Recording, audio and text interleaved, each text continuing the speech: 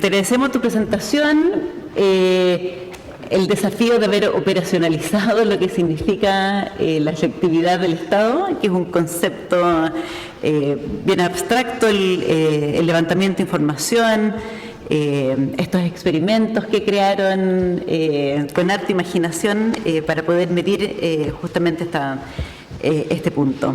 Tengo conmigo aquí destacados panelistas. Alejandro Ferreiro, quien no solo es director de Espacio Público, la parte más importante de su currículum, sino que también ha trabajado en el Estado en distintas áreas, en distintos ámbitos, en distintos niveles, y tu experiencia probablemente nos va a poder ayudar a pensar un poquito cómo está Chile en esta dimensión. Eduardo Engel, presidente de Espacio Público, que es profesor de la Escuela de Economía de la Universidad de Chile, quien también lideró esta comisión anticorrupción que entregó su informe hace 6 meses atrás y que es donde nació este observatorio que les mencionamos. Cristian Larroulé, también economista, quien fue ministro de la Secretaría General de la Presidencia y quien justamente ve todos estos problemas de coordinación que se describen aquí, el desafío para la eficacia del sector público. Bueno, y Lucila, quien ustedes ya conocen. Cristian, partamos pensando así como en el problema global de la eficacia del Estado. Cuando uno mira este informe y ve las comparaciones internacionales, de alguna manera Chile se ve bien, en términos relativos, no sé si en términos absolutos se ve bien. ¿Tú tienes esa percepción? ¿Tu experiencia en el Estado ha sido de un Estado que es efectivo, que lleva adelante sus políticas, que es capaz de volver a mirarlas, de tener una mirada de largo plazo, de revisarlas, bien coordinado? ¿Dónde crees tú que están nuestras fallas? ¿Dónde estamos? ¿Cuál es tu percepción? Bien, yo primero quiero agradecer la invitación y felicitar a Lucila por el trabajo, porque la verdad es que es muy interesante y segundo, además muy motivante. Yo mi primera reflexión sobre cómo estamos, sin lugar a dudas, Chile está específicamente en algunas áreas, y como lo dijo muy bien en su presentación, por ejemplo, en todo lo que significa evaluación ex ante, tenemos una cultura, una tradición, una formación, institucionalidad. Yo creo que por lejos en esa materia Chile debe ser de los países número 1 en el mundo. En otras áreas estamos entre medio y en otras estamos mal. Ahora, yo quiero hacer una pequeña reflexión, si me permite, un poquito más global. Y por eso que me entusiasma esto. Yo creo que estamos viviendo en un mundo en donde estos temas son infinitamente más importantes y más trascendentes.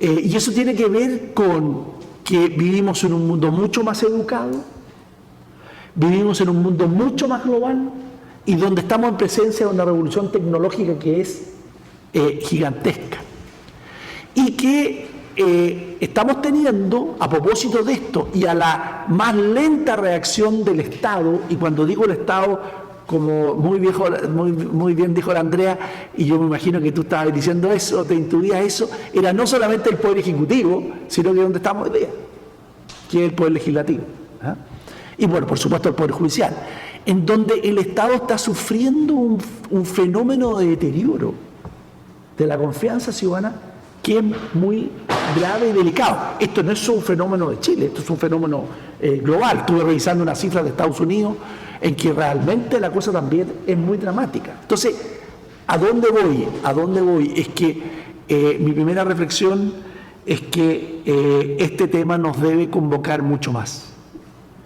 Estos son temas de política de Estado, no son temas de un sector versus otro sector.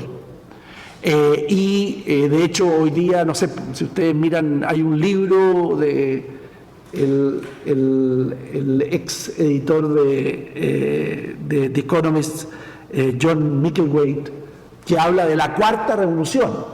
¿Y a qué se refiere la cuarta revolución? Se refiere precisamente a lo que tiene que hacerse en materia de Estado. Entonces, mi primera reflexión es que estando Chile bien, regular, mal, también este es un problema hemos usado muchas veces esta figura, estamos todos andando en bicicleta, hay algunos que están andando más rápido y nosotros tenemos que poner atención a que nos estamos quedando lentos en esto. Y salvo la Comisión Engel, que en alguna parte está en el corazón de esto, en alguna parte, yo no veo esto en la agenda pública de hoy día. O sea, me preocupa enormemente que no esté en la agenda pública de hoy en el país, sobre todo por el fenómeno que ya describí.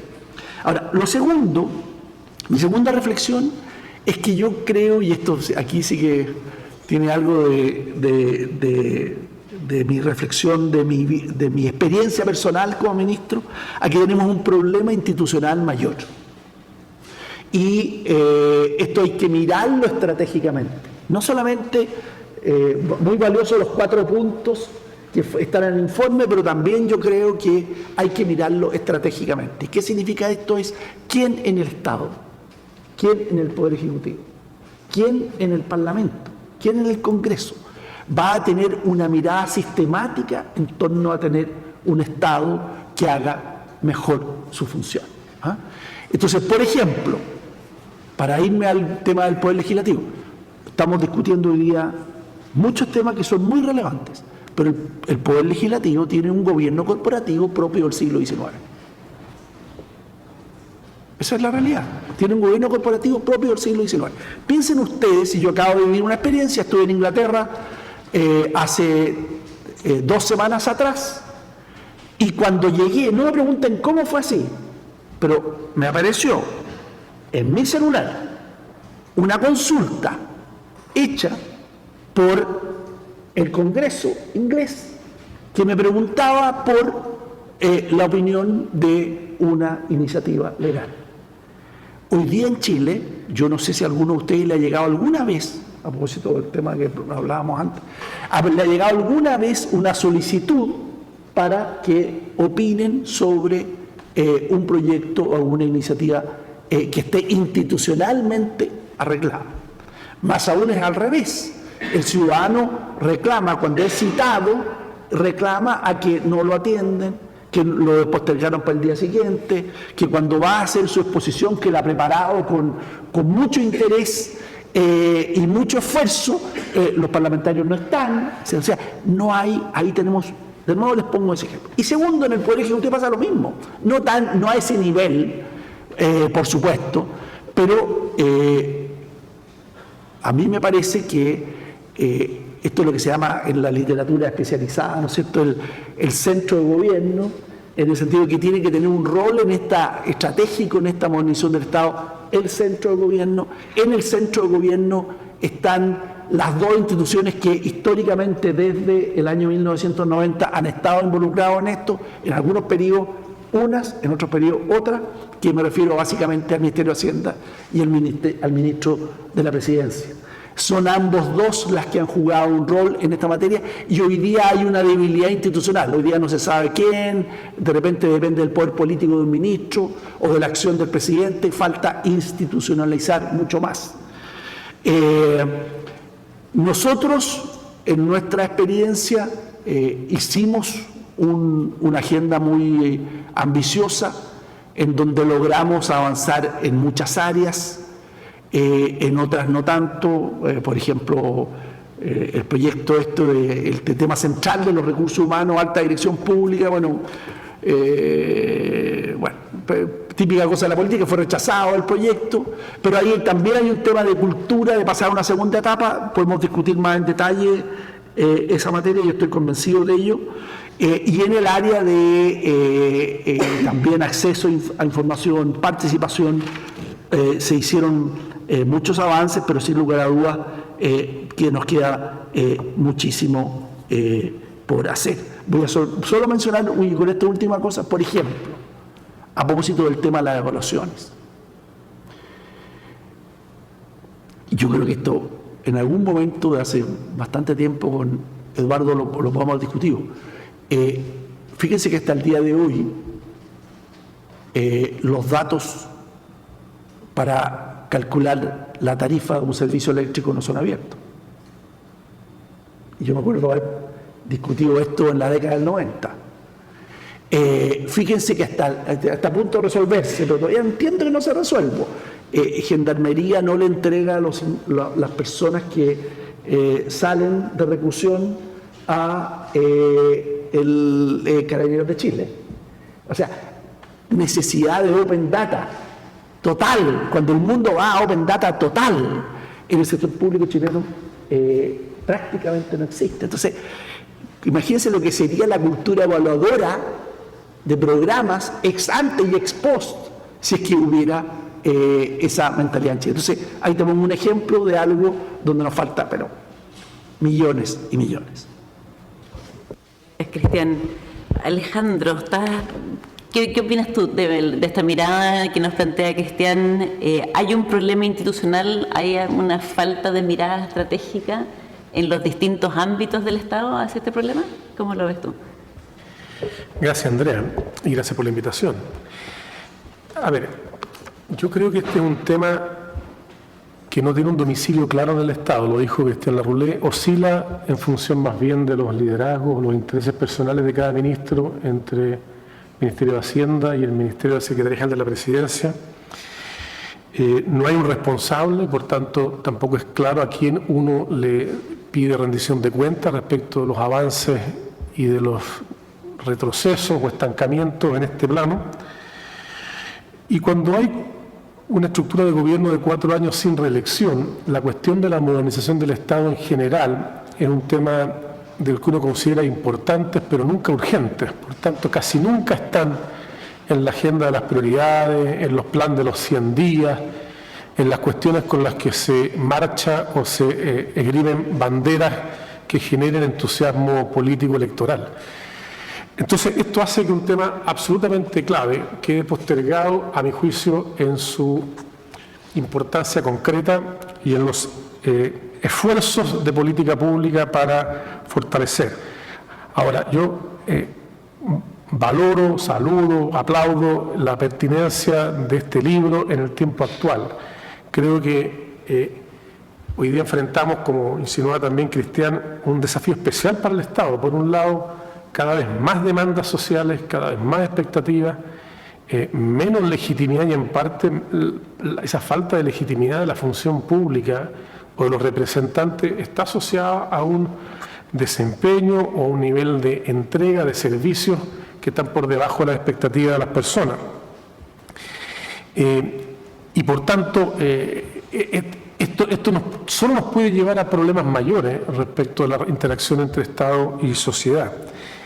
Ahora, cualquier idea política, y esto rige para todos, cualquier idea política de izquierda, centro, derecha, requiere de eficacia en su implementación. No puede tolerar que nos quedemos en la idea y en la promesa y la capacidad de ejecución sea tan baja.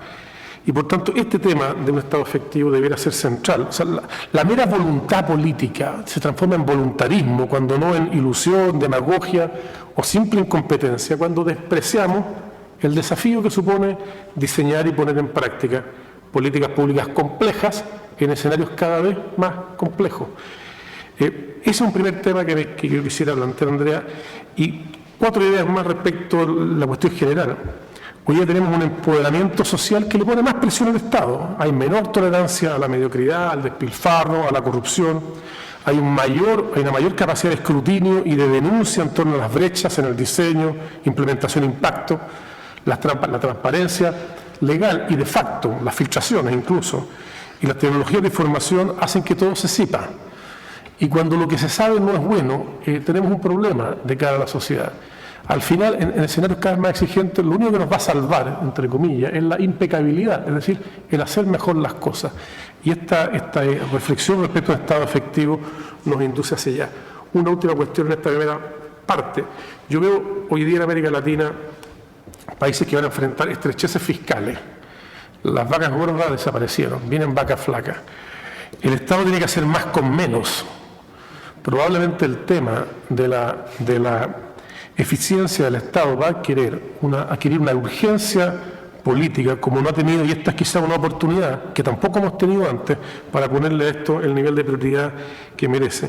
Y en esta misma perspectiva de estrechez fiscal, de fin del superciclo de los commodities, uno tiene que reflexionar. Entonces, nueva política de desarrollo productivo, innovación, ciencia y tecnología, bueno, desafío de una complejidad institucional mayúscula, transitar desde una estructura productiva basada en recursos naturales a otra más compleja, basada en información, es un desafío mayúsculo. ¿Nuestro Estado da para eso? ¿Qué debemos hacer para que un Estado más inteligente y más efectivo pueda conducir una transición hacia otra matriz productiva más consistente con los tiempos que vienen? Bueno, otra razón más para pensar como tema urgente acerca de un Estado más efectivo para nuestros países. Gracias, Alejandro. Eduardo, este informe plantea que hay 4 pilares. De hecho, en la presentación de Lucila tenía dibujados los pilares como tal. Y el primer pilar era el de la burocracia. Y se nos plantean distintos ámbitos de este problema. Uno es como atraer a los mejores de alguna manera, retenerlos, y también está el tema de la remoción, que no alcanzó a ver si esto de verdad está tomado o no en el informe. Y al mismo tiempo están todo el tema de la evaluación de desempeño, los incentivos. ¿Cómo ves tú esta área en el informe de la Comisión Engel, en tu honor? Se habla también de alta dirección pública, de servicio civil. ¿Cómo uno encuentra un mix razonable entre una tecnocracia que mira a largo plazo, como planteaba Alejandro recién, y la confianza política de que algunos de estos cargos tienen que ver con una política que es de gobierno, que es de corto plazo, y no una política de Estado? ¿Dónde estamos en esto en Chile? ¿Cómo avanzamos?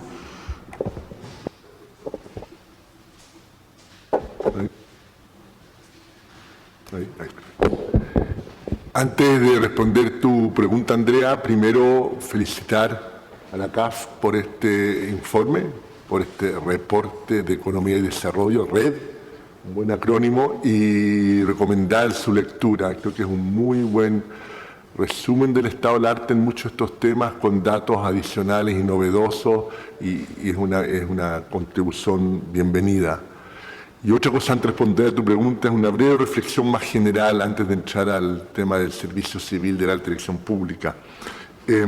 Complementando un poco lo que dijeron Cristian y Alejandro,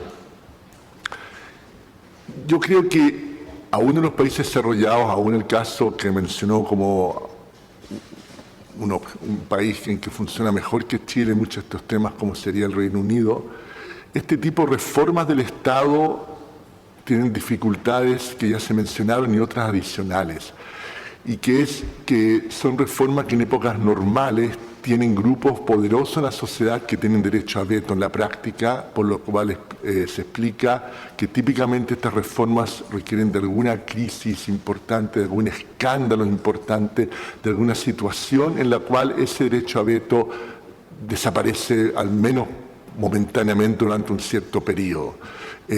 Y no solamente en países como Chile o América Latina, ¿no? En Inglaterra mismo, la Law and Commission, que jugó un rol clave en muchas de estas reformas, también se da un contexto de ese tipo. Entonces, no es casualidad la queja de Cristian Larroulet, quien fuera ministro de la Presidencia, de que el intento en el gobierno en que él estuvo de reformar la alta dirección pública no tuviera éxito. De hecho, era, si calculo correctamente, el tercer intento desde la creación de la alta dirección pública que no tuvo éxito, y en este momento tenemos el cuarto intento que sí ha avanzado con votaciones bien espectaculares, al menos en la Cámara de Diputados. Un número que me daban recién era solamente un voto en contra en la Cámara. Y no son cambios dramáticos en los proyectos propiamente tal. No he hecho el comparativo, pero en grandes rasgos son proyectos que hacen el aprendizaje 10 años después de la reforma de la televisión pública, que fue un avance muy importante, pero que también tuvo temas faltantes en su momento y otros que no se avisaron, no se visualizaron, pero que con el tiempo quedaron claro que también fueron temas en los cuales se podía avanzar más. Y ese aprendizaje está en un proyecto de ley que sí avanza en forma muy auspiciosa en el Congreso. Entonces, es un primer tema sobre este tipo de situaciones y que efectivamente una ciudadanía mucho más empoderada hace aún mucho más urgente estas reformas, pero no por ello es más probable que sucedan si no tenemos crisis correspondientes. Más aún, las crisis son condiciones necesarias pero no suficientes, usando jerga de matemático o en una jerga menos complicada. Si no hay crisis, muchas de estas reformas no suceden, pero cuando hay crisis no es garantía que vayan a suceder tampoco, y tenemos ejemplo en la región. Brasil está en una tercera crisis profunda, cada vez ha sido más profundo, producto de financiamiento irregular e ilegal de la política. En las dos anteriores no hubo reformas mayores del Estado. La reforma interesante en Brasil eventualmente fue el sistema judicial y una mucha mayor independencia de los jueces, que se ha visto en la última crisis, pero en muchas áreas clave en Brasil pasó muy poco, y en este momento tampoco está pasando mucho, y también fuera de nuestra región. España tiene escándalos grandes de corrupción, y hasta el momento la reacción de la sociedad es que emergen nuevos movimientos políticos, pero no es la reacción del Estado, es una reacción de la ciudadanía frente a un Estado que no reacciona, digamos, y que por tanto también es bien distinto. Hecho este comentario, vamos a la pregunta que me hace Andrea. Y respecto a la televisión pública, primero el aprendizaje que hice en los meses que estuvimos en el Consejo Asesor Presidencial respecto de dos visiones que hay respecto a la televisión pública. Y las dos yo creo que legítimas, y voy a terminar apoyando una mezcla de las dos. La primera es, queremos que quienes están en el Estado sean los mejores y punto. Y un poco está en el discurso de Lucila. Y la segunda es, queremos que sean los mejores entre aquellos que son cercanos a la coalición de gobierno, ¿cierto? Y esas dos visiones coexisten. Me gustaría tener datos ahí para el próximo informe de la CAF. En Chile es más típico en la gente de derecha la primera visión y gente de centro izquierda la segunda, y yo no sé si es una cuestión más ideológica o simplemente que la probabilidad de estar en gobierno es distinta. Entonces uno podría corregir por ese sesgo con datos de otros países, pero la primera visión es obvia, ¿no es cierto? Queremos la emergente. ¿Cómo se justifica la segunda visión? Es decir, se ve en la gran reforma educacional. Es cierto que el ministro va a ser un cargo político, el subsecretario también, pero ya los niveles que vienen después, uno puede argumentar que si la persona está convencida que la reforma es una buena reforma, no lo va a hacer con entusiasmo, no va a hacer bien el trabajo. Por otra parte está la idea que el servicio civil es simplemente se hace lo que hace el gobierno y son cargos eminentemente técnicos. Lo que yo concluí del trabajo que hicimos en el Consejo es que en los cargos de primer nivel, como se conoce en el caso de Chile, en general el criterio más político sí tiene validez muchas veces, con la excepción posiblemente de entes reguladores, y por lo tanto ahí es legítimo lo que tenemos en la práctica en Chile y que se traduce en que hay ternas o quinas con mérito técnico, pero después hay una decisión política entre esas ternas y esas quinas, y en ese contexto no es algo tan grave como lo percibe la opinión pública, que con cambios de gobierno hayan cambios importantes en esos niveles dentro de la administración pública, ¿no?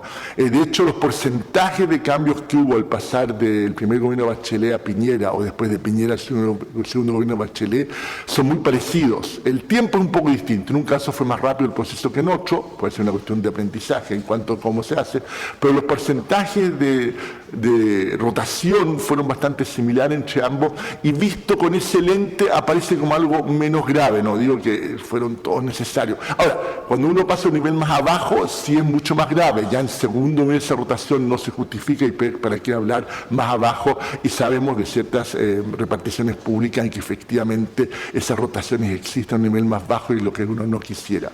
Y en ese contexto entonces lo que propusimos el Consejo fue más bien ampliar hasta donde llega la alta dirección pública, incluir a servicios donde esta no ha existido antes y donde no hay una buena justificación para que no exista, y después hacerse cargo de los resquicios que fueron apareciendo para eludir la alta dirección pública y que fueron los PIT, ¿no es cierto?, los provisorios y transitorios, en que los gobiernos utilizaban esta figura cuyo espíritu original era simplemente para 3 o 6 meses hasta que se busque nueva persona, para mantener una persona durante largo tiempo, a veces todo un gobierno, y o para tener una situación en la cual esa persona que el gobierno pone en ese cargo después termina siendo nombrado por la dirección pública, y ahí pusimos incentivos fuertes para que eso no se abuse, no se sobreuse, no se maluse, y la que recogió la iniciativa que ingresó el gobierno en algunos puntos distintos a la nuestra, por los objetivos que lo importante se logran de una forma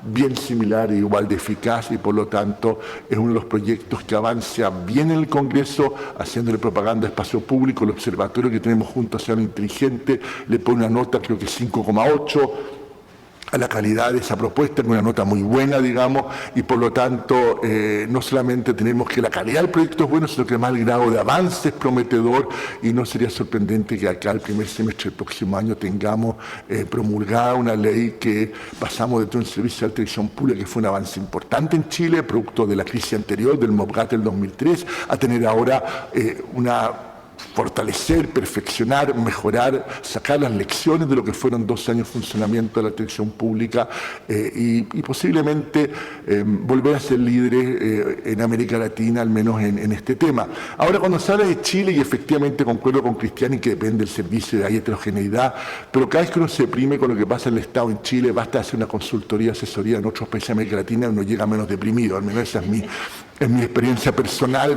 bien general. Pero también nuestros desafíos son otros. Entonces, ese es un consuelo, porque la mayoría de los países de América Latina, no todos, pero están a un nivel de desarrollo menor que Chile. Algunos claramente están donde Chile estaba hace 10, 15 años en cuanto a ingreso per cápita, en cuanto a todo lo que tiene que ver con desarrollo, mucho más allá nomás de ingreso per cápita. Y el desafío de Chile es distinto, es un desafío en el cual es mucho más complejo, no hay caminos fáciles o trazados o países en que inspirarse, porque en los últimos 50 años fueron muy pocos los países que pasaron de ingreso medio a ingreso alto. Tenemos simultáneamente un desafío en lo que es desarrollar nuestras instituciones, hacernos cargo de una situación muy desigual de ingresos, pero al mismo tiempo seguir creciendo de manera sostenida. Son desafíos en los cuales no hay un camino trazado. Las 2 o 3 experiencias de los últimos 50 años fueron situaciones muy particulares en contextos históricos que no se repiten en Chile, Corea del Sur en lo que era la Guerra Fría, Singapur, que más que país es una ciudad, y no muchos más que pasaron de ingreso medio a ingreso alto, y por lo tanto los desafíos son mucho mayores, y en esos desafíos requerimos un Estado también mucho más sofisticado, porque los Estados no se van modernizando automáticamente con el desarrollo de los países. Los Estados les cuesta irse modernizando por los problemas que se mencionaron, porque hay grupos de poder que no quieren cambiar y que no quieren modernizar, y por lo tanto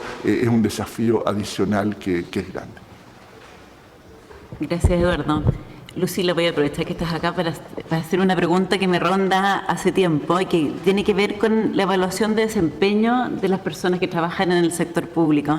Ustedes muestran aquí, y he visto trabajos previos en algunos sectores para Chile, de que hay una cierta compresión de salario, que no hay suficiente variabilidad y que de alguna manera es una muestra de que no hay suficiente asociación al desempeño, por lo menos comparado con lo que sucede en el sector privado, en términos de las remuneraciones de los empleados del sector público.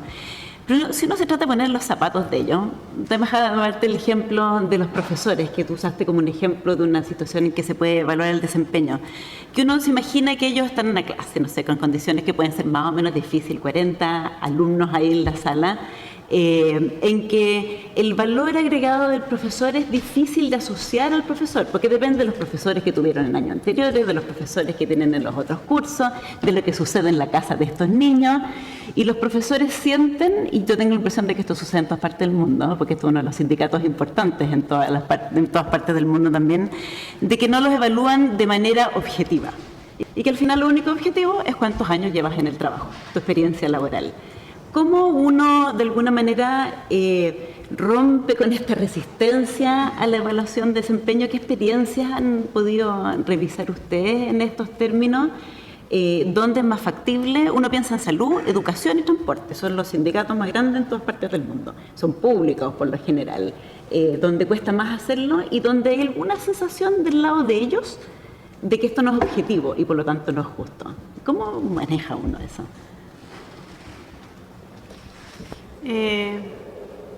Bueno, es una pregunta muy difícil. Básicamente es muy difícil justamente por la imperfección de la medida y obviamente la resistencia de los sindicatos. Pero si no tuviéramos sindicatos, ¿cómo podríamos usar la información que existe para mejorar las medidas de desempeño y que los maestros y las maestras se sientan más justamente evaluados?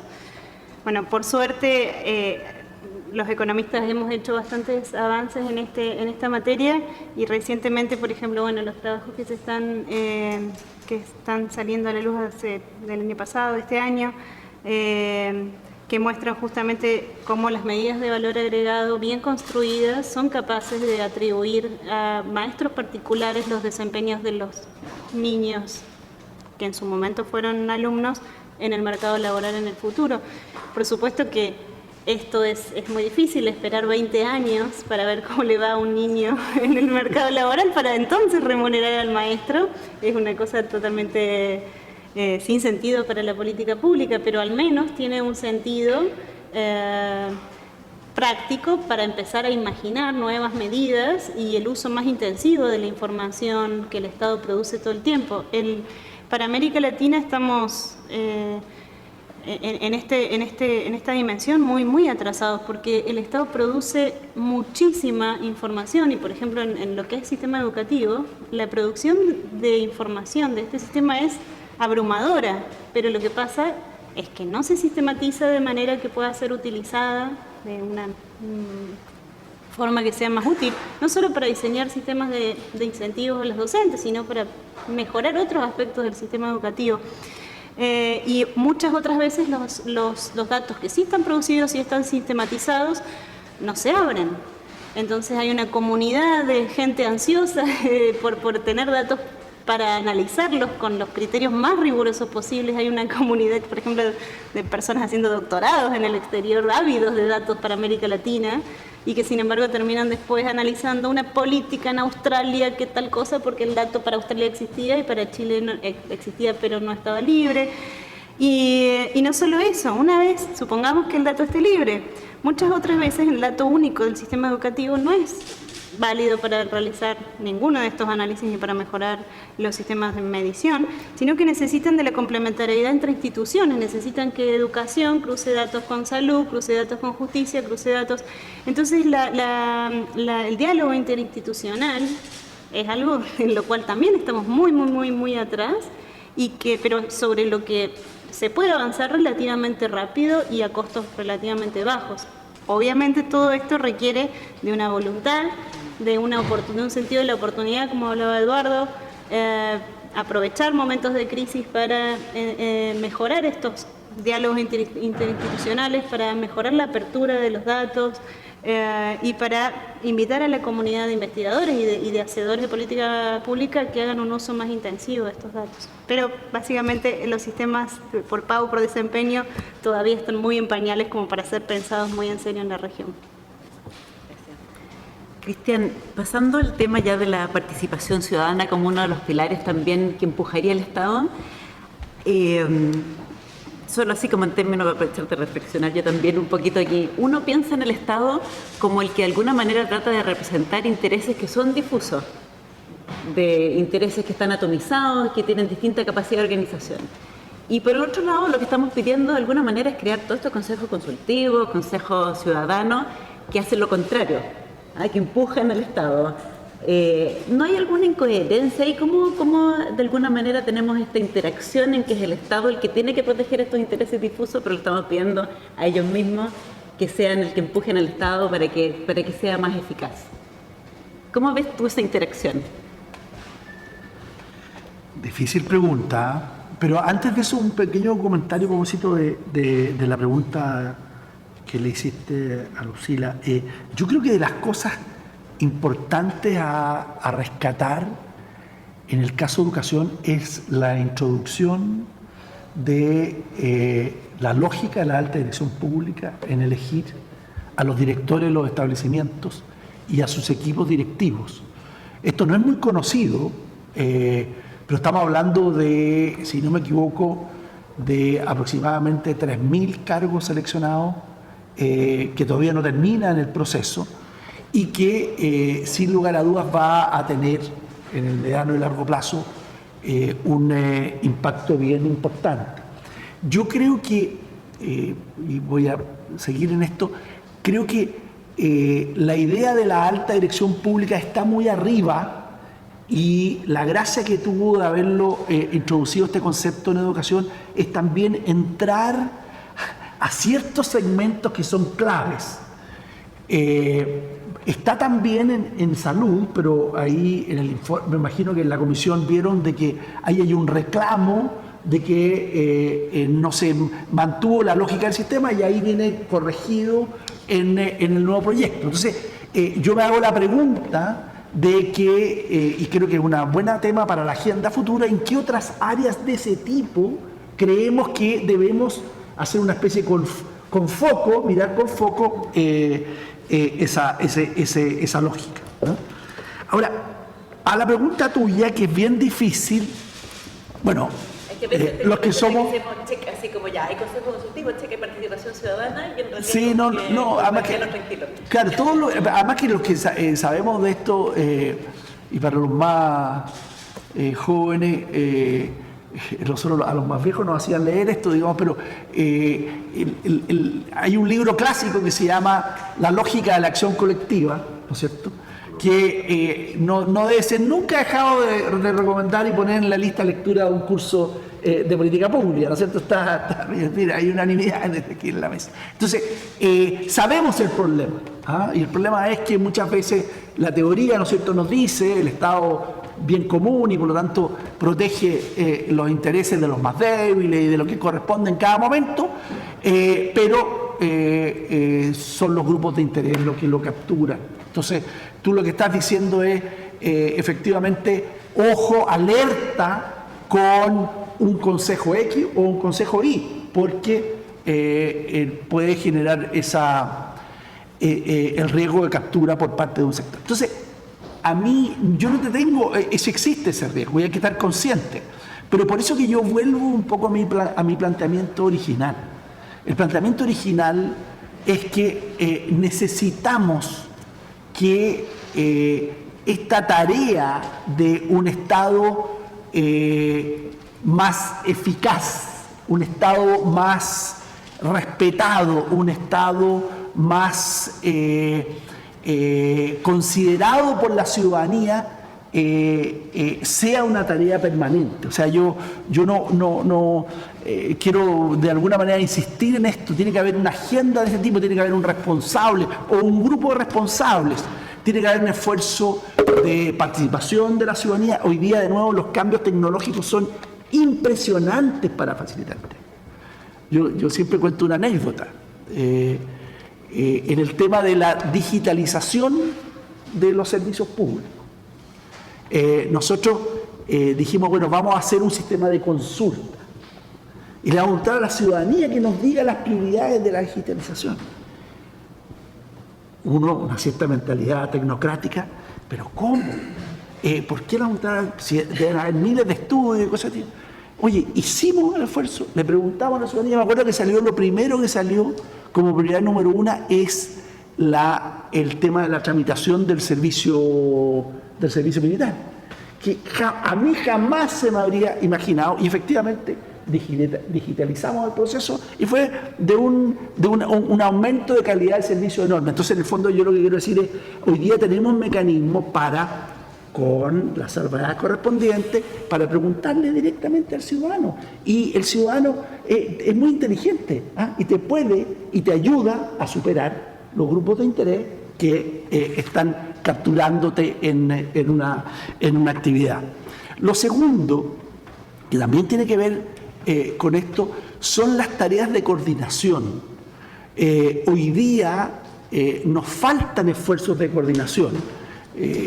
Nosotros, por ejemplo, en el gobierno hicimos algo que fue, a mi juicio, clave, y es lo siguiente.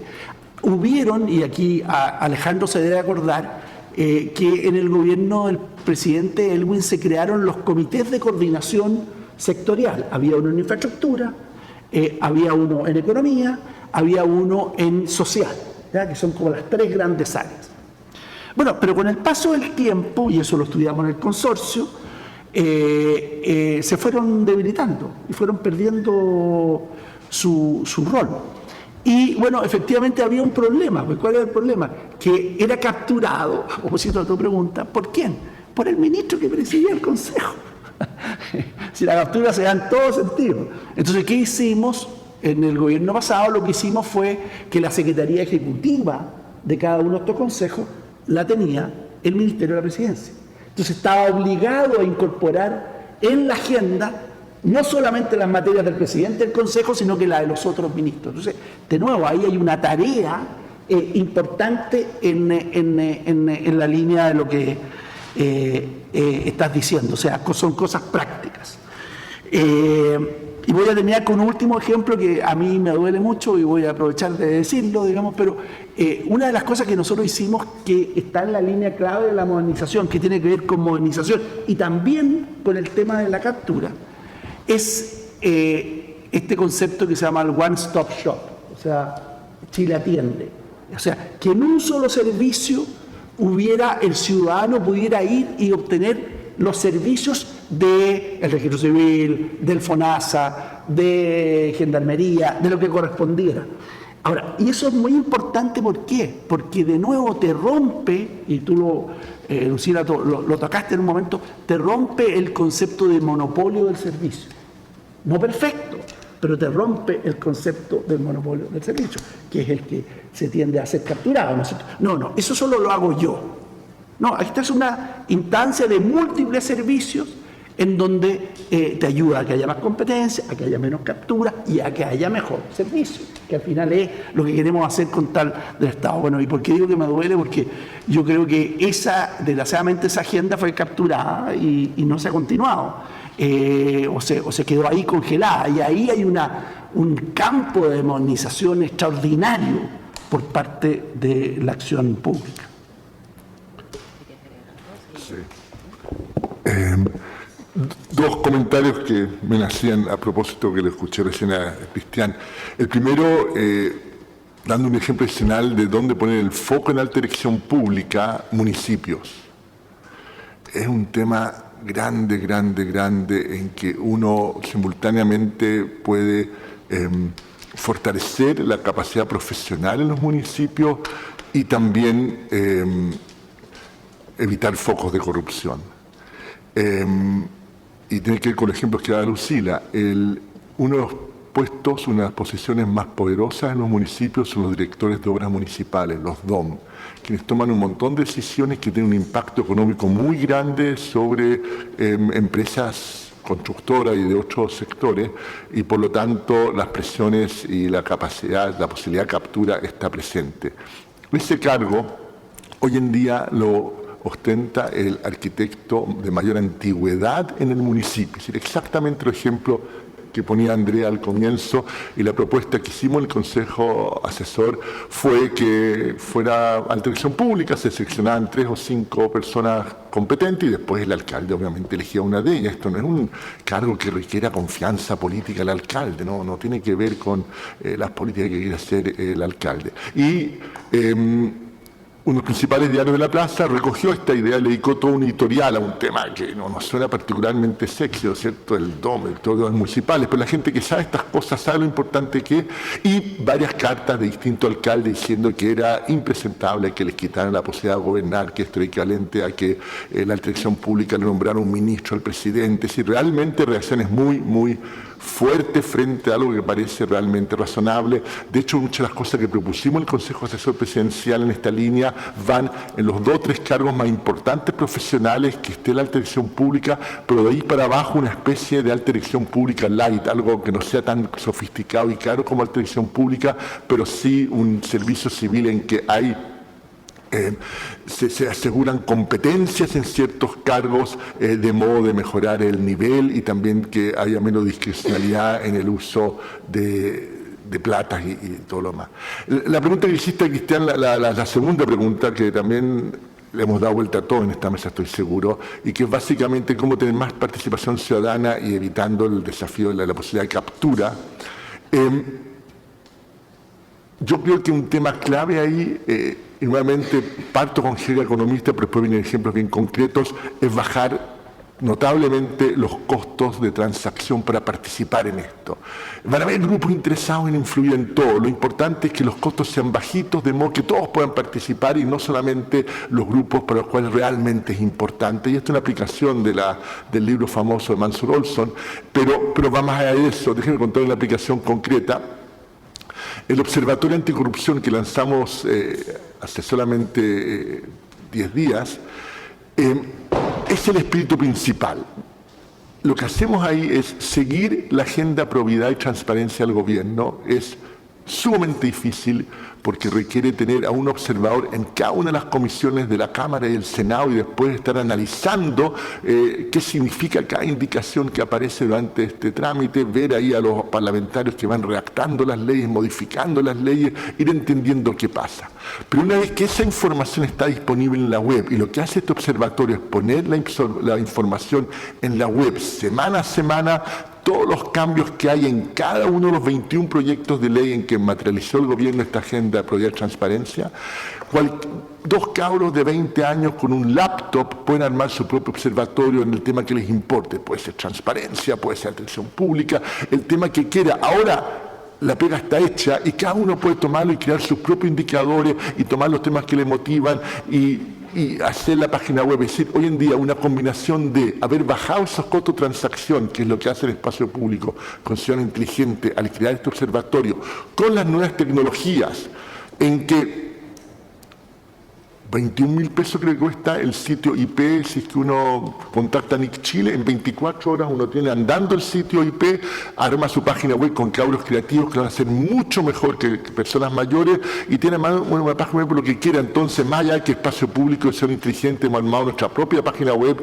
y queremos que nos vaya bien con eso. La realidad, y lo he dicho en otros lugares, es que el mayor éxito de este observatorio sería que esa información que estamos haciendo pública fuera utilizada por un montón de otra gente. Hemos bajado los costos de transacción de una cifra enorme, que era tener un observador en cada una de las comisiones, a un monto muy, muy bajito que permite que mucho más organizaciones participen, y creo que esa es una de las buenas respuestas a este desafío de participación ciudadana sin captura. Gracias. Alejandro, hay un pilar ahí también que se refiere al aprendizaje que puede hacer el Estado. Levantar información, mirarse a sí mismo. ¿Cómo ves tú este mix entre que esa evaluación sea independiente y por lo tanto sea creíble, con que al mismo Estado le haga sentido esta evaluación y por lo tanto haga algo con ella? O sea, si significa cerrar un programa, se cierra un programa, si significa cambiar la gestión, se cambia la gestión. ¿Cómo ves eso? A ver, este es un tema que a mí me apasiona en lo particular y te consta, por eso me haces la pregunta y te la agradezco. Yo creo que una de las cuestiones en donde Chile es fuerte, lo dijo Cristian, es en la evaluación ex ante. Nuestra cultura está en hacer estimaciones prospectivas de lo que esperamos que resulte de cada programa de política pública. Y el debate en el legislativo y el interior del gobierno es una especulación de futuro. Y difundimos las expectativas y las promesas con un notable entusiasmo. Ese entusiasmo casi nunca existe para evaluar si lo que se esperaba o se prometía efectivamente se cumple. Somos fuertes en la evaluación ex ante, y aquí yo no quiero decir discrepo, pero tengo un cierto matiz respecto de la evaluación tan positiva que hace el estudio de la CAF respecto a lo que es la evaluación ex post en Chile. Porque esa evaluación ex post en Chile tiene ciertas fortalezas que generan un insumo útil al ciclo presupuestario para manejo exclusivo de la dirección de presupuesto, pero carece, a mi juicio, de evidencia políticamente transversal, de modo que sea legítima y que favorezca una evaluación de parte de la sociedad como un todo, respecto a lo que está funcionando bien y debe ser potenciado, respecto a aquello que está funcionando malito y puede ser corregido, y de aquello que está funcionando pésimo y tiene que ser eliminado. Porque tenemos un problema de conflicto de interés en quien hace la evaluación. El que hace la evaluación o determina qué evaluación se hace es quien previamente le ha asignado recursos públicos a ese programa. Y por tanto ha hecho ya un juicio ex ante promisorio respecto a ese programa. Y por tanto tiene una cierta inhibición política para declarar después que hubo un error, que esto no funcionó tan bien como se pensaba, que la asignación de recursos públicos que se hizo ese programa, esa política, pudo haber sido hecho distinto. Entonces, yo he sostenido en varios documentos que hemos escrito en el Consejo para la Reforma del Estado, en fin, que es útil para la DIPRES tener información para la construcción del presupuesto, pero es más útil para la sociedad, para el mundo político, conocer de fuente independiente, con evidencia objetiva, respecto de qué funciona y qué no funciona bien. Y me parece especialmente importante, otra vez en gobiernos de 4 años sin reelección, donde corremos el riesgo de que haya grandes vaivenes de políticas públicas, cuestiones que no han alcanzado a funcionar o a demostrar su eficacia, se cambian porque prevalece más la intuición, el prejuicio, la visión política, que la política basada en la evidencia. Entonces, está bien que tengamos distintas percepciones normativas respecto a lo que es bueno para la sociedad. Está pésimo que tengamos diferencias respecto a los datos, respecto al impacto, simplemente porque no contamos con ellos. Una cuestión adicional respecto a la evaluación de impacto que se hace hoy día. Tú decías, Chile hace mucho, pero ¿qué es lo que hace Chile? Tiene un listado de los programas que hay que evaluar. Y yo creo que hay gente en la DIPRES que lo hace bien, pero tiene un listado que evalúa y para garantizar, entre comillas, independencia, externaliza. Y se adjudican distintos evaluadores las evaluaciones de cada programa, con metodologías que la DIPRES intenta normalizar, pero que no logra normalizar. Por tanto, la evaluación de un programa respecto al otro obedece también en buena parte a las características de grupos de evaluadores que son distintos, que aplican metodologías distintas y por tanto las evaluaciones no son comparables ni entre sí ni intertemporalmente respecto a las mismas, salvo que el mismo equipo lo haga. Tenemos entonces, a mi juicio, una evaluación para la elaboración presupuestaria, pero que está, a mi juicio, capturada por un cierto riesgo de conflicto de interés, al menos voy a decir riesgo, en donde la disposición a revelar que un programa estrella, insignia del gobierno del cual depende el ministro de Hacienda fracasa, no es algo que estemos en condiciones de esperar que razonablemente haga la DIPRES. Ni tampoco vamos a decir que un muy buen proyecto del gobierno anterior, que fue cuestionado por el programa de gobierno del ministro de Hacienda que está en el cargo, ha funcionado mucho mejor de lo que se dijo en campaña. Es decir, no tenemos la capacidad, creo yo, política de hacer correctas evaluaciones de impacto mientras no externalicemos desde el gobierno hacia una agenda independiente esta función, ya sea radicándola más cerca del Parlamento o de manera enteramente independiente. Eso es lo que le falta, creo yo, a Chile. Estamos gastando mucha plata en los programas de políticas públicas y culturalmente nos entusiasmamos con la evaluación prospectiva y hemos hecho muy poco, creo yo, por la evaluación ex post. Y por tanto tengo un matiz respecto del entusiasmo, no del entusiasmo, pero de la condescendencia con que el informe trata nuestra experiencia en materia de evaluación de impacto. A propósito de que estos debates son debates que tienen que ser transversales, aquí hubo una propuesta en el gobierno de la presidenta Bachelet. Esa propuesta nunca ingresó al Parlamento. Hubo una propuesta en el gobierno del presidente Piñera. Pero los dos programas de gobierno, Bachelet 1, Piñera. Sí, por eso estoy haciendo. No. Y nosotros le dimos mucha vuelta en el caso de esta iniciativa. Incluso contratamos al BID, hicimos un trabajo bien hecho. Y al final presentamos un proyecto. Ahora, desgraciadamente, los proyectos que entran muy final tienen ese problema. Pero quiero hacer un poco la reflexión de la clave de ese proyecto. Primero, completamente de acuerdo. Nosotros estamos bien ex ante, no estamos bien ex post. No hay que, ni siquiera más o menos, no, estamos mal ex post. Ahora, ¿qué significa eso? Yo creo que hay que aspirar en esta materia a una institucionalidad que efectivamente no replique la que tenemos hoy día, porque en el fondo, y esto está en el corazón de lo que dice la Andrea, tenemos un problema de captura, sea quien sea la captura, es captura. Entonces, las evaluaciones del Ministerio de Hacienda son además para pequeños programas, cosas mayores, no hay fuerza política para hacer cosas mayores. Entonces, yo creo que, y ahí va lo que nosotros concluimos, uno, clave de nuevo es poner en esta iniciativa el acceso Open Data, o sea que las instituciones públicas tienen la obligación de acceso abierto a los antecedentes fundamentales que han permitido un resultado posterior, una estadística posterior o una política pública posterior. De tal manera que toda la sociedad lo puede hacer. El mismo ejemplo que dijiste tú del observatorio, bueno, imagínate lo que podría ser el observatorio o las múltiples observatorios que estuvieran replicando las decisiones o los estudios que hay en el sector público. Lo segundo, yo creo que tiene que ser una agencia independiente, tiene que ser una agencia autónoma. Nosotros tenemos algún oficio en Chile para hacer esto. Tenemos aprendizaje, tenemos muchas agencias. Sabemos, llevamos, no sé, 25 años diseñando instituciones y sabemos cuáles las hemos ido perfeccionando con el paso del tiempo, incluso políticamente la hemos ido perfeccionando. Entonces yo creo que ahí es clave. Tercero, yo creo que esa agencia tiene que ser no solo de evaluación ex post. De repente un presidente de la República, frente a una cosa que viene de otro gobierno, quiere tener una evaluación ex ante. Dejémosla ahí, va a ser un aporte. Pero tiene que ser fundamentalmente de leyes, no solamente de proyectos legislativos, también de leyes, tiene que haber evaluación ex post, y que junte un rol, en que juegue un rol el presidente de la República y juegue un rol el Congreso. Yo creo que por lo menos eso fue lo que finalmente nosotros mandamos. No sé al final qué está pasando con esto, pero creo que ahí si hay una prioridad es que tenemos que tener una agencia autónoma que efectivamente nos permita evaluar mejor las políticas públicas. Eso además es clave desde el punto de vista de otro tema, ¿no es cierto?, que estamos debatiendo hoy día, y esto ya en el campo más económico, de la productividad de la economía. Es fundamental para meterle más esfuerzo desde el sector público a la productividad. Entonces, quería agregar eso. Bueno, entonces, si quieren, vamos cerrando.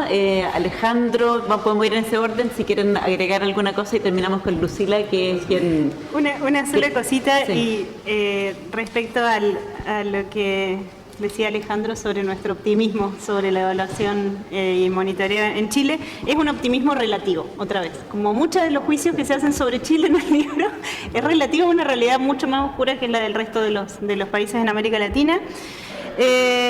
Y respecto al tema de institucionalidad en general, que hablamos mucho sobre ellos, y nuestro enfoque en el libro parece de compartimentos estancos. Nosotros estamos hablando de pilares separados uno de otro, pero en realidad hay una transversalidad y una institucionalidad que subyace a todos ellos, y tal como hablamos de la institucionalidad de los sistemas de servicio civil, de los de compras públicas, de los de participación ciudadana, también hay problemas de institucionalidad en los sistemas de evaluación de impacto de monitoreo. Como decía Cristian, Chile ha rediseñado muchas de sus instituciones, y la oportunidad esta que están teniendo ahora de repensar algunas de estas instituciones también debería seguramente incluir lo que se quiere mejorar en respecto a los sistemas de monitoreo y evaluación. Y una cosa que nosotros pensamos como positiva de estos sistemas, que a lo mejor no lo recalcamos en la presentación, es que la evaluación de impacto de calidad o la evaluación ex post de calidad ayuda a romper el ciclo político, ayuda a que esos 4 años que son sin reelección se extiendan en el tiempo en este sentido. Si se prueba que una política es buena y se prueba de manera fidedigna, creíble, y se comunica de manera sencilla a la población, la ciudadanía sigue apoyando esa política buena, y que un nuevo gobernante venga y quiera cambiarla, en realidad le va a ser muy difícil, porque va a encontrar la oposición de la validez de esa política que ya fue tomada, digamos, por la ciudadanía. Entonces, la evaluación nosotros la pensamos como justamente el eslabón que une los 4 pilares y que le da la posibilidad de retroalimentar y de mejorar la institucionalidad en cada una de estas etapas que están mezcladas en el ciclo de la política pública. Eso nomás. ¿Quieren agregar medio minuto cada uno, Alejandro? Medio minuto. Falta domicilio para la reflexión sistemática sobre la modernización del Estado en Chile. No podemos seguir en el vaivén Haciendas Express. Quizás la creación de una subsecretaría de la función pública radicada en un ministerio finalmente le pondría a domicilio algo que lo merece. No es mera creación de burocracia, es erradicación de responsabilidades claras en un tema esencial. Segundo, me llama la atención muy positivamente, me sorprende incluso que haya tanta disposición natural de los empleados públicos a aceptar premios por desempeño. Me gustaría hacer un doble clic y verificar si en el sector salud o educación en Chile es posible, porque entonces la cuestión de la voluntad política uno la podría contrarrestar frente a esa evidencia, y lo que tendríamos que hacer es simplemente identificar un instrumento que sea como lo que el libro dice, de fácil medición. No es fácil, pero por último la cuestión ya es técnica y no política, y eso lo hace un poco más promisorio. Y tercero, en tema de participación ciudadana, nosotros tenemos, y sería interesante evaluar, tenemos una ley, la ley 20.500 sobre participación ciudadana. Me gustaría evaluar su impacto. Y digo eso nomás, porque tengo la percepción de que este es un caso casi no sé, espectacularmente fracasado, creo yo, de cómo una norma puede pretender inducir lo que finalmente no se logró inducir, que es participación ciudadana. Un ejemplo, los consejos consultivos y otro, la forma sobre transparencia activa. El listado de la información que el organismo del Estado, de acuerdo a la ley, tienen que poner a disposición del público. Esa cuestión está en un banner abajo en las páginas. Esto fue redactado por un profesor de Derecho Administrativo, pero no capturó la demanda de las personas por la información que quieren del Estado. Entonces el Estado entrega otra información, pero lo que la ley exigió es algo que probablemente tiene muy poca utilización, y eso es lo que se vio alguna vez en el Consejo para la Transparencia. Otra vez hay que mirar la participación ciudadana del lado de la demanda, no de una suerte de oferta cerrada no sé si en laboratorios, pero que poco tiene que ver con lo que la gente espera. Evaluación de impacto en ambas cosas podrían haber ayudado a corregir oportunamente. Eduardo. Voy a tomar el mismo medio minuto que Cristian. Compras públicas es uno de los pilares que no hemos conversado mucho, y brevemente algunos comentarios para el caso chileno y un ejemplo no chileno. Primero, Chile Compra fue un avance bien importante, en su momento fui pionero, pero estamos en una situación en la cual podríamos sacar las enseñanzas y volver a dar un salto importante. Es decir, hay un vaso medio lleno, pero ese vaso se puede completar, sobre todo si vemos los desafíos que tenemos. Problemas con Chile Compras, cosas bien simples. No se ingresa la información. Una de las mejores formas de encontrar cuando hay cosas raras en las compras públicas es comparar precios de bienes homogéneos entre distintas instituciones del Estado y ver diferencias grandes. Muchas veces se ingresa $1 para cualquier bien que se compre y punto, y no hay ningún costo para un funcionario público de no ingresar la información correcta. Entonces ese es un prerequisito para que un sistema de compras públicas como el chileno tenga la posibilidad de detectar situaciones al margen de la ley. Segundo, seguir todo el proceso, no solamente la compra, sino también lo que es después la compra y renegociaciones de contratos. Muchas veces donde suceden situaciones de captura o ligeramente corrupción, no es el momento de la compra, sino que después cuando se renegocia el contrato, el sistema podría seguirlo, en la actualidad no lo hace. Tercero, la tendencia mundial en países desarrollados ha sido que en los Chile Compra 2.0 se pasa a una plataforma web para hacer compras públicas, que es un gran avance, a una situación en la cual el Estado utiliza mucho más su poder comprador. Por ejemplo, el Estado de Chile decide que quiere impresoras, negocia con todo el poder que tiene cuando el Estado va a comprar impresoras para todos sus organismos, 3, 4 tipos de impresoras dependiendo de la necesidad, y esas son entonces las impresoras que después pueden ser compradas a un precio mucho más barato por los municipios, por los ministerios, por las agencias del Estado. Entonces hay una tendencia en la cual uno pasa a un ente sofisticado, centralizado, que hace parte importante de las negociaciones, que norma, que homogeneiza los procedimientos y por lo tanto también deja menos espacio para discrecionalidad, que muchas veces es donde pasan problemas. Y finalmente la importancia de la información, la posibilidad de denuncias anónimas de verdad respecto de situaciones, licitaciones que no fueron del todo transparentes, en que hubo captura, etcétera, es bien importante. Y una anécdota para cerrar esto, que nos vamos a Chile, nos hemos mirado harto el ombligo, y que tiene que ver con Argentina. A fines de los 90, en Argentina, creo que fue el Banco Mundial, otra multilateral, calcula cuánto cuesta cada desayuno financiado por el Estado, lo equivalente a la JUNAEB en Chile, en distintas provincias argentinas. Y encuentra enormes diferencias de precio. En Mendoza, la provincia donde era más barato, costaba $0,5 cada desayuno que financiaba el Estado para los niños de escasos recursos. En Buenos Aires, cada desayuno costaba $8. Y no era que le servían faisán y caviar en las mañanas, era el mismo desayuno de Mendoza, pero la plata terminaba en otros bolsillos. Siendo una multilateral, hubo mucho debate que qué se hacía con esa información en una época, estamos finos 90, en que la palabra con la C no era tan pública tampoco, no se hablaba fácilmente de corrupción en esa época en políticas públicas. Y lo que dice bien es simplemente subir la información a la web. Una página web en la cual aparecen costos del desayuno por provincia de Argentina. Y a los 3 meses vuelven a medir el costo de los desayunos, y en Buenos Aires había bajado no a 50 centavos, pero a $2. Es decir, muchas veces el simplemente pasar de la opacidad a la información es una forma de ir resolviendo problemas. Gracias. Cristian. No, yo no voy a hacer ninguna cosa, solo valorar el trabajo, valorar que Espacio Público haya invitado a esta reflexión. Como lo dije al comienzo, yo creo que la agenda de modernización del Estado no existe hoy día, y me parece a mí fundamental el retomarla, porque por todos los antecedentes que se dijeron aquí, yo creo que son más que suficientes. Todo lo que se ha hablado aquí, se hubiera hablado de otros temas, demuestra de que necesitamos que el país retome una agenda en este sentido, que la mire transversalmente, que la mire con una mirada de largo plazo, porque es fundamental para los desafíos que tiene el país. Lucila, no sé si quieres agregar algo. No, solo agradecer a Espacio Público y por supuesto a los comentaristas por los aportes que serán tomados para el RED 2000X.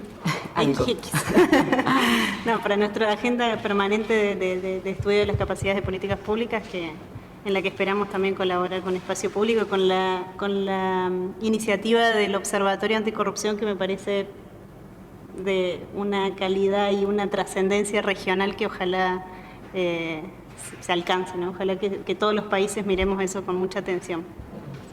Bueno, muchas gracias a CAF y a Lucila por su informe, por compartirlo con nosotros, a nuestros destacados panelistas, a todos ustedes por venir a participar.